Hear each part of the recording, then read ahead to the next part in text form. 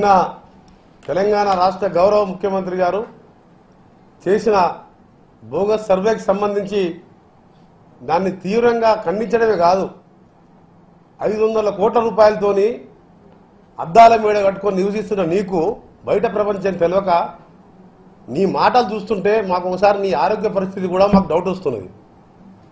నిన్నగాక 2 మాసాల క్రితం ఒక సర్వే, నేడు ఒక సర్వే. ఆ సర్వేలో మన్నడికి ఇంటికి 2 మాసాలు ఎందుకు మార్పు వచ్చింది?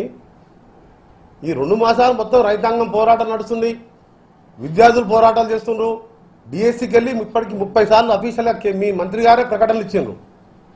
మంత్రికి సంబంధం లేకుండా ఎంపీలు కూడా వచ్చే వారం డిఎస్సి ఇన్ని మోసాలు చేసుకుంటూ ఒకవైపు వాళ్ళు నువ్వు అద్దాల మేడలో ఉంటూ దోచుకుంటూ వేల కోట్ల రూపాయలు ఆంధ్ర కాంట్రాక్టర్లకు తాకట్టు పెట్టి తెలంగాణ ఆత్మగౌరవాన్ని రాష్ట్రాన్ని భ్రష్టు పట్టించి ఈరోజు ఒకసారి అంటాడు ఆయన మిగులు బడ్జెట్తో మా నాయకురాలు తెలంగాణ ఇస్తే ఆయన అప్పుడప్పుడు మాట్లాడుతుంటాడు విధ్వంసకర తెలంగాణ వచ్చింది, దీన్ని బాగు చేస్తున్నారు. విధ్వంసకర తెలంగాణ కాదు, హైదరాబాద్తో కూడిన ఆర్థికంగా బలంగా ఉన్న రాష్ట్రాన్ని ఇస్తే నువ్వు నీ కొడుకు బిడ్డ దోసుకొని మీకు అధికార మదంతో ధన మదం ఎక్కువైంది మీకు. దాంతో దొంగ సర్వేలు చెప్తావు. నీకు ఒక్కటే చెప్తున్నా, నీకు దమ్ముంటే పోయిన సంవత్సరం ఒక అనామకుడు నా చేతిలో ఎమ్మెల్యేగా పడిపోయిన వ్యక్తిని నల్గొండ ఎంపీగా కాంగ్రెస్ పార్టీకి గెలిపించాం. 2 సార్లు కాంగ్రెస్ పార్టీ బొమ్మ మీద గాంధీ భవన్ మెట్లెక్కకుండా ఎంపీగా గెలిపించాం మేము నల్గొండ ఎంపీగా. నీకు ఒకటే చెప్తున్నా, మొత్తం అసెంబ్లీకైనా సిద్ధమే, పార్టీ ఫిరాంపులకైనా సిద్ధమే. కానీ నీకు ఇది ఒక నిజంగా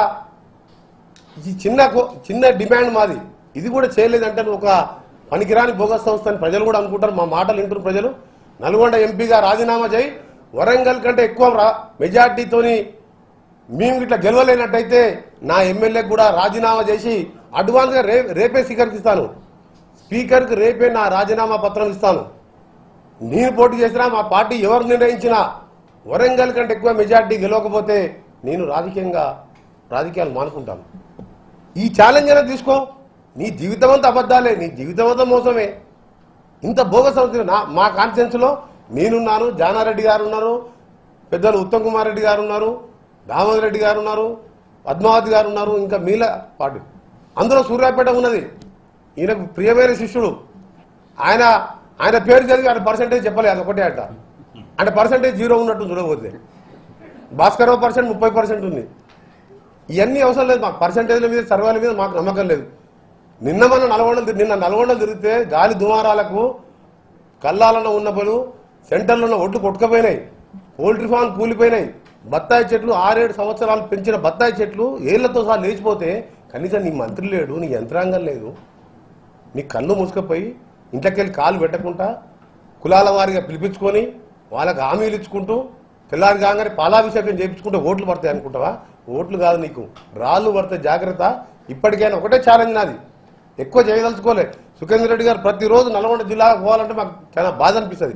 ఎక్కడ పోయినా నేను పార్టీకి మద్దతు తెలుపుతున్నా, ఇంకా జాయిన్ కాలేదు. కేసీఆర్ గారు చెప్తే రాజీనామాకు సిద్ధమని చెప్పి మీ అందరు టీవీలలో వస్తూనే ఉంది. అయ్యా కేసీఆర్ గారు ఒక్కసారన్నా మంచి మాటతోని నల్గొండ రాజీనామా చెప్పి అందులో గెలిచినట్టయితే నేనే కాదు అసలు మొత్తం పార్టీ నీకే అప్పచెప్తాం. ఎవరైనా సర్వే చేస్తే నమ్మాలే. 111 సీట్లు. తాటికొండి రాజయ్య అవినీతి పరులను సస్పెండ్ చేసినావు, ఇవాళ 91%. ఆయన తర్వాత ఆయన కేసీఆర్ తర్వాత కేటీఆర్కి ఆయన సమానం వచ్చింది. హరీష్ రెడ్డి పెరిగింది. అవినీతి చేసి సస్పెండ్ కావాల వాళ్ళ పర్సంటేజ్ పెరుగుతుంది. పార్టీ మాన తలసాని శ్రీనివాస్ గారి పర్సంటేజ్ పెరుగుతుంది. తెలంగాణ కోసం కోమటిరెడ్డి వెంకరెడ్డి, షబ్బీర్ అలీ గారిది, జీవన్ రెడ్డి గారి పర్సెంట్ తగ్గుతుంది. మీకేమో నిధులన్నీ మీ కాన్ఫరెన్సే. సిద్దిపేటకు, గజ్వేలుకు మెడికల్ కాలేజ్ రా, ఏదిరా నీ కాన్ఫరెన్స్కే. అయినా గజ్వేలు ఓడిపోతావు. నీ ముందుకెళ్ళి చెప్తున్నా, గతంలో ఎన్టీఆర్ గారు కల్వకుర్తిలో ఏ విధంగా ఓడిపోయిండు, ఎందుకు ఓడిపోయిండు? అంత పాపులర్ లీడర్. ఎక్కువ పోతే ప్రజలకు ఇష్టం లేని పనులు చేస్తే ఓడిపోతారు. నువ్వు ఓడిపోతున్నావు గజ్వేల్. నేను చెప్తున్నా కదా ఈరోజు, ఇప్పటికి 100 సార్లు చెప్పినా, మళ్ళీ చెప్తున్నా, గజ్వేల్ నువ్వు ఓడిపోతున్నావు. నువ్వు 111 కాదు. నువ్వు చేసిన మోసాలకు, నువ్వు చేసిన అబద్ధాలకు ప్రజలు సిద్ధంగా ఉన్నారు. రాష్ట్రానికి సర్ప్లస్ బడ్జెట్ చేతికి ఇస్తే మొత్తం దోసుక తిని ఈరోజు కన్ను ఎక్కువై ఈ విధంగా మాట్లాడుతున్నాం. కానీ మంచి పద్ధతి. నిజంగా నీ సర్వే చూస్తే నాకేం బాధ అనిపిస్తలేదు, నవ్వొస్తుంది. ఓసారి నీ ఆరోగ్య పరిస్థితి ఆందోళనకరంగా ఉంది మాకు. फिर कंप्लीट रेफरेंडम जनरल इलेक्शन भी हमारा पार्टी तरफ से हम रेडी है बोल के हमारे साहब बोले हम भी रेडी है, अब उसमें बताएंगे हम क्या कितने सीट जीतते, केसीआर साहब कितना सीट जीतते, उसको चैलेंज करो, वो स्वीकार करो। केसीआर साहब किसको उसमें क्या खाली ऐसा छोड़ के 111 बोलते क्या 3 पंगनामा बोलते तेलुगु में, हमारा सुधाकर रेड्डी साहब बोले वो 3 भी सीट नहीं आया था, मैं 2 ही बोला, ईटल राजेंद्र हरीश राव जीते बोल के पहले से बोल रहा हूँ, हमारा मालूम है पब्लिक का सर्वे।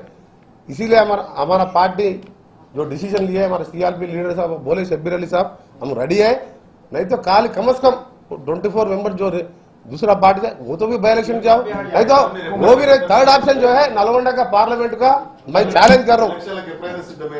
ఎప్పుడైనా సిద్ధమే, రేపైనా సిద్ధమే। ఈ మూడు ఒకటి కాదు, మేము అధికారంలోకి వచ్చినాం, ఇలా తెలంగాణ ఇచ్చిన పార్టీగా గతంలో నీ మోసాలకు నమ్మి నీకు ఓటేషన్ తప్ప నువ్వు చేస్తామని కాదు। हमारा खाली वो 2 छोड़ के नलगొండ का खाली वो छोटा हमारा डिमांड सवाल है, वो नलगొండ का पार्लियामेंट को उन्होंने मेंबर रेडी है कहते हैं, उन्हीं बोल रहा हर एक वीक डेली प्रेस मीट लगाता, हम मैं रेडी हूँ, केसीआर बोले तो रिजाइन करता।